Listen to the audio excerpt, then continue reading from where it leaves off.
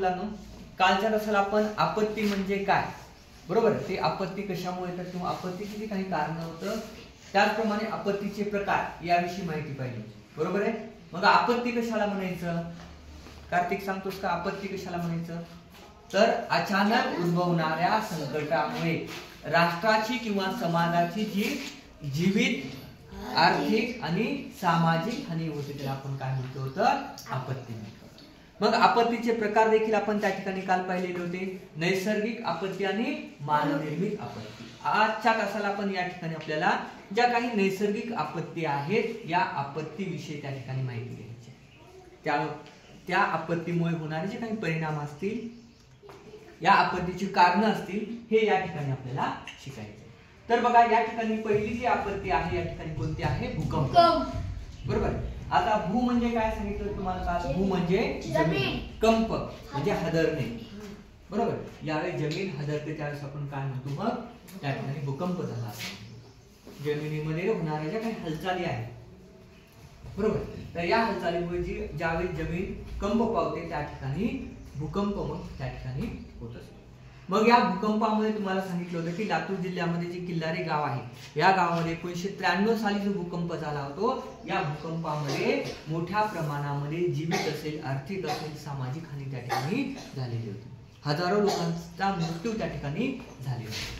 मग ही जी आपत्ती आहे, ही आपत्ती कशामुळे येते सांगितलं मी तुम्हाला, तर भूगर्भामध्ये म्हणजे जमिनीच्या होणाऱ्या वेगवेगळ्या हालचालींमुळे त्या ठिकाणी हा भूकंप होत असतो. मग या भूकंपाचे काय परिणाम होत असतात, आपण आपत्ती म्हणल्यानंतर तुम्हाला कालही सांगितलं होतं की या आपत्तीचे 3 परिणाम त्या ठिकाणी आपल्याला प्रकर्षाने जाणवतात. ते म्हणजे पहिलं आहे, कार्तिक कोणतं होतं पहिलं, तर जीवित हानी होते. कोणती, जीवित हानी, त्या ठिकाणी सजीवांचं मोठ्या प्रमाणामध्ये मृत्यू त्या ठिकाणी होतो. त्याच्यानंतर आर्थिक हानी असेल, पैशाचं मोठ्या प्रमाणात नुकसान होतं. त्यानंतर सामाजिक हानी असेल, हे सुद्धा त्या ठिकाणी होत असतं. म्हणून या 3 अनुषंगाने या ठिकाणी आपल्याला माहिती घ्यायची. बघा, आता भूकंपामध्ये काय काय होतं या ठिकाणी सांगितलंय तुम्हाला. बघा, बांधकाम असेल, पूल असतील, रस्ते असतील, लोहमार्ग असतील, यांचं प्रचंड प्रमाणामध्ये नुकसान होतं, बरोबर. आपल्याकडे देखील या 2-3 महिन्यामध्ये खूप मोठ्या प्रमाणामध्ये पाऊस झालेला आपल्या गावाकडे, झालंय का नाही. तर मग या ठिकाणी रस्ते मोठ्या प्रमाणात रस्त्याचे सुद्धा त्या ठिकाणी वाहून गेलेले आहेत, पुलं खचलेले आहेत, बरोबर आहे. तर मग हे भूकंपामुळे सुद्धा त्या ठिकाणी काय झालेलं आहे, बांधकाम, पूल. आता मी महापुराचं सांगितलं तुम्हाला, महापूर, पण आपलं कोणती आपत्ती चालू आपण भूकंप, भूकंप या विषयी त्या ठिकाणी माहिती आहे.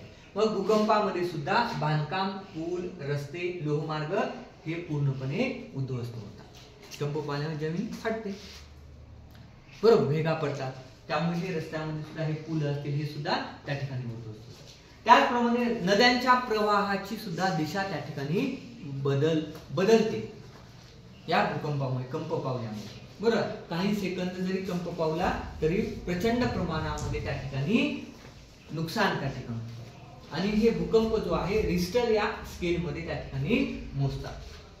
त्याचं मोजमाप कोणत्या मापनामध्ये केलं जातं, तर रिस्टर या मोजमापामध्ये भूकंप त्या ठिकाणी आपण मोजमाप करतो, बरोबर. किल्लारी या ठिकाणी झालेला भूकंप जो होता तो 7 रिस्टर एवढा त्या ठिकाणी होता. तर म्हणजे सेकंदामध्ये तो त्या ठिकाणी झाल्यानंतर एवढं उद्ध्वस्त त्या ठिकाणी होत असतं. म्हणजे एवढी प्रचंड शक्ती त्यामध्ये या भूकंपामध्ये असते. म्हणून ही कोणती नैसर्गिक आपत्ती आपण पाहिलं, भूकंप. त्याचे परिणाम या ठिकाणी आपण पाहिले. लक्षात येते का, हा का नाही इकडं. तर बघा, हे झालं भूकंप. यानंतर आता दुसरी आपत्ती आहे लक्ष्मण. कोणती दुसरी आपत्ती आहे, महापूर. कोणती आहे, महापूर. मग आता महापूर म्हणजे मोठ्या प्रमाणामध्ये त्या ठिकाणी पाऊस पडला तो, आणि यामध्ये सुद्धा तुम्हाला सांगितलं की जीवित हानी त्याचप्रमाणे आर्थिक हानी मोठ्या प्रमाणामध्ये होत असते. घरांची पडझड होत असते, बरोबर. जमिनीची धूप होते, जे काही सुपीकता आहे ती पाण्याबरोबर जमिनीच्या वरची जी काही माती आहे, सुपीक माती जी आहे ती पूर्णपणे त्या प्रवाहासोबत वाहून गेली जाते, ठीक आहे. त्यानंतर बघा, पिकांचं खूप मोठ्या प्रमाणामध्ये नुकसान होतं. तर ह्या 1-2 महिन्यामध्ये आपल्याला देखील या ठिकाणी मोठ्या प्रमाणामध्ये पाऊस झालेला आहे आणि या पावसामुळे पिकांचे सुद्धा खूप मोठ्या प्रमाणामध्ये नुकसान त्या ठिकाणी झाले. बरोबर, सोयाबीन असेल, बरोबर, सोयाबीनला उभ्या सोयाबीनला त्या ठिकाणी मोड सुटले कारण पाऊस खूप मोठ्या प्रमाणामध्ये होता, नाही का. त्याच्यानंतर हे महापूर आल्यानंतर त्या ठिकाणी आजार व रोगराई सुद्धा त्या ठिकाणी पसरू शकते. बरोबर, मग या ठिकाणी मोठ्या प्रमाणामध्ये पूर आल्यानंतर त्या पुरामध्ये, बरोबर, मोठ्या प्रमाणामध्ये आजार किंवा रोगराई निर्माण होण्याची सुद्धा शक्यता असते. आणि तुम्हाला मागेच या आपत्तीच्या विषयी सांगितलं होतं की जीवित आणि वित्तहानी मोठ्या प्रमाणामध्ये, कोणते कोणाचं शेड असतील ते शेड सुद्धा त्या ठिकाणी पाण्याच्या प्रवाहामुळे त्याचं नुकसान झाले. घरांचं असेल, घरांचं सुद्धा नुकसान यामुळे महापुरामुळे झालेलं आहे. मंदिराचं असेल, रस्त्यांचं असेल, लोहमार्गाचं असेल, यांचं सुद्धा नुकसान ह्या महापुरामुळे त्या ठिकाणी झाले. लक्षात, कोणकोणत्या 2 आपत्तींची माहिती आपण पाहिली आता? भूकंप आणि महापूर. भूकंप आणि महापूर. आता तिसरी कोणती आपत्ती आहे? वारा. वारा सुटणे मोठ्या प्रमाणामध्ये. मग आता हे वारा का सुटतो तर या ठिकाणी मोठ्या प्रमाणामध्ये जो काही वातावरणामध्ये जो बदल होतो, कमी दाबाचा पट्टा असेल, या कमी दाबाच्या पट्ट्यामुळे आपल्या वातावरणामध्ये काय ही वादळ निर्माण होतात आणि या वादळामुळे काय बघा, वादळग्रस्त प्रदेशांचे अमाप नुकसान होते.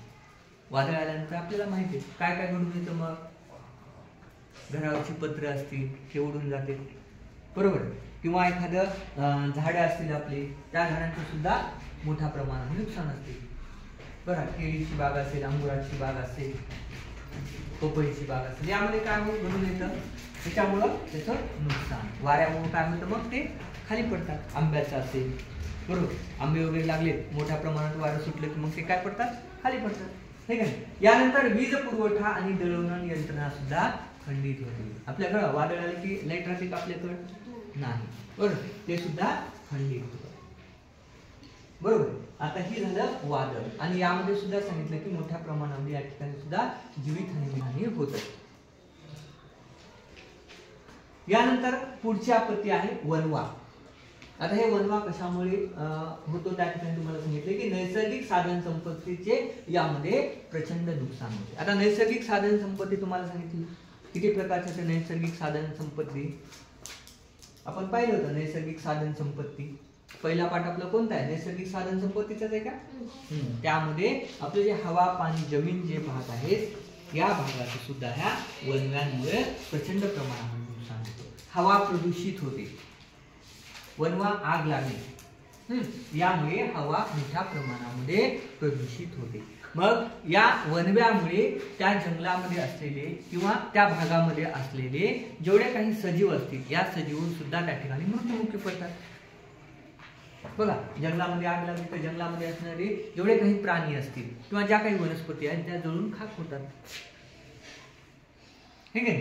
तर अशा प्रकारे आपण हा जो वणवा आहे, जी काही नैसर्गिक आपत्ती आहे, या नैसर्गिक आपत्तीमध्ये प्रचंड प्रमाणामध्ये नैसर्गिक साधन संपत्तीचे नुकसान होते.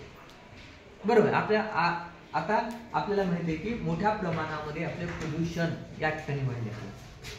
बरोबर, यामध्ये सुद्धा वणवा पेटल्यामुळे सुद्धा हवा मोठ्या प्रमाणामध्ये प्रदूषित होते आणि त्याचे परिणाम हे सजीवांना भोगावे. पर्यावरणाचं संतुलन सुद्धा त्या ठिकाणी राखलं जात नाही. त्यामध्ये जेवढे काही सजीव आहेत हे सजीव त्या ठिकाणी मोठ्या प्रमाणामध्ये त्यांचं काय होतं, मृत्युमुखी पडत. लक्षात आलं का? लक्षात काय लक्षात आलेलं तर बघा, आपत्ती आपण पाहिलं की आपत्तीचे जे काही प्रकार आहेत नैसर्गिक आणि मानवनिर्मित. आता नैसर्गिक आपत्तीमध्ये आपण पाहिलं ज्या काही आपत्ती आहेत त्या आपत्ती कशामुळे येतात, त्यांचे परिणाम काय आहेत हे या ठिकाणी आपण शिकलो. काही अडचण आहे का? आलं लक्षात? मग सांगा, या ठिकाणी आपण नैसर्गिक आपत्तीचे प्रकार पाहिले होते. पहिला प्रकार या ठिकाणी कोणता होता, या ठिकाणी भूकंप. दुसरा कोणता आहे, तिसरा कोणता आहे, आणि चौथा आहे वणवा. हे कशा प्रकारे ह्या नैसर्गिक आपत्ती घडून येतात, त्यांचे परिणाम मानवावर किंवा सजीवांवर काय होतात या ठिकाणी आपण हे अभ्यास करू. एनी अडचण? नो अडचण? लक्षात? लिहून घ्या एवढा भाग.